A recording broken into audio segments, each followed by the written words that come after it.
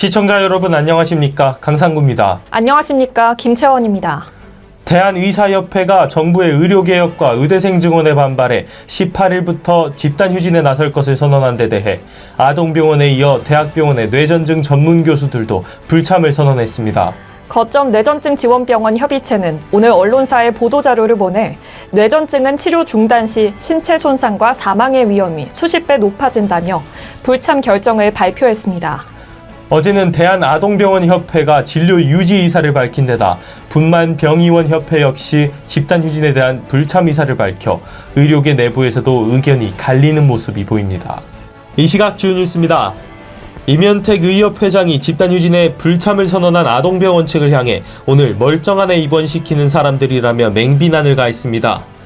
의협은 18일 전면 휴진하고 서울 여의도에서 전국의사 총궐기대회를 개최할 예정으로 빅5 대학병원들도 동참 의사를 밝혔습니다. 지난달 6구 12사단에서 발생한 얼차려 사망 사건을 수사 중인 경찰이 중대장을 피의자 신분으로 소환해 조사한 것으로 파악됐습니다.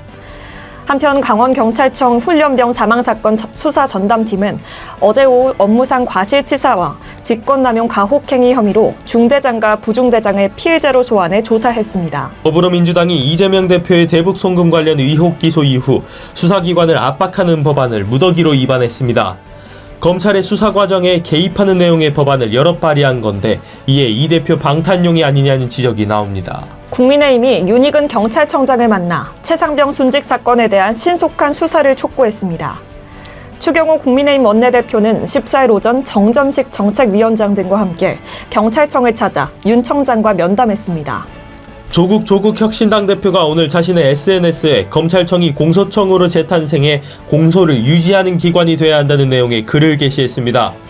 조 대표는 대검찰청과 고등검찰청의 폐지를 언급하며 증원이나 증축도 필요하지 않다고 주장했습니다. 오늘 영국 런던으로 출국한 김경수 전 지사가 이날 오전 인천국제공항 출국장에서 기자들과 만나 정치는 국민에게 희망을 주고 갈등 조정자가 되어야 한다고 말했습니다.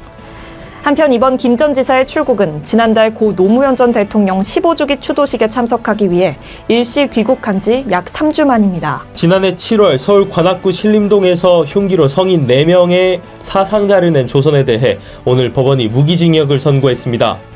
앞서 지난 1월 1심에서 무기징역이 나오자 조선과 검찰이 모두 항소를 했는데 이를 2심 재판부에서 전부 기각하고 원심 판단을 유지했습니다. 윤석열 대통령이 14일 우즈베키스탄에 도착해 미르지오 예프 대통령과 정상회담을 갖습니다. 중앙아시아 3개국을 순방 중인 윤 대통령은 마지막 방문국인 우즈베키스탄에서 경제협력 성과를 도출하기 위한 세일즈 외교를 이어갑니다. 자신을 존중하는 것보다 더 큰 보상은 없다는 말이 있죠. 자기 자신에 대한 존경심을 갖기 위해선 딱 10% 더 노력을 하면 된다고 합니다. 고통을 견디고 노력을 즐기며 자기 자신에 대한 보상을 해보는 건 어떨까요? 이 시각 주요 뉴스였습니다. 구독과 좋아요를 눌러주시면 더 좋은 뉴스로 보답하겠습니다. 지금까지 강상구, 김채원이었습니다.